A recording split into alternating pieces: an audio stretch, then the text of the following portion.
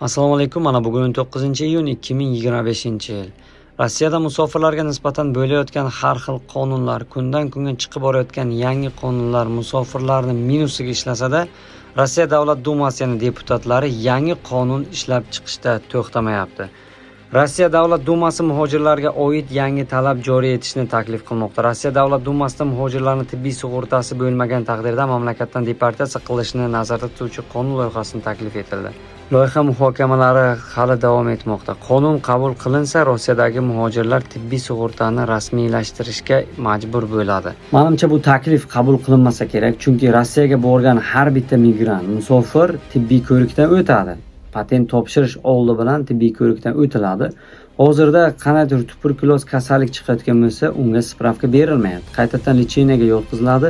Licheniya olib bo'lgandan keyin licheniya javoblari yaxshi chiqayotgan bo'lsa, analizlar keyin unga spravka beriladi, patent uchun ruxsatnoma bo'ladi. Bo'lmasa hozir berilmayapti. Menimcha shu yetarli bo'lsa kerak, chunki patent oldi tibbiy ko'rikdan o'tiladi.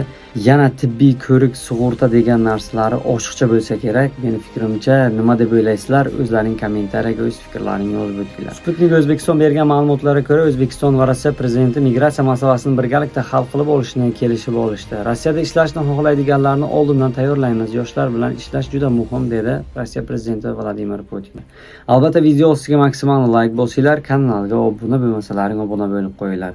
Yangi chiqadigan Rossiyadagi ish o'rinlari va ma'lumotlar bizning kanalimizda. Barchalaring sog' bo'lasizlar, har doim sizlar omonjon bo'ldi. Omon bo'lasizlar, salomat bo'linglar.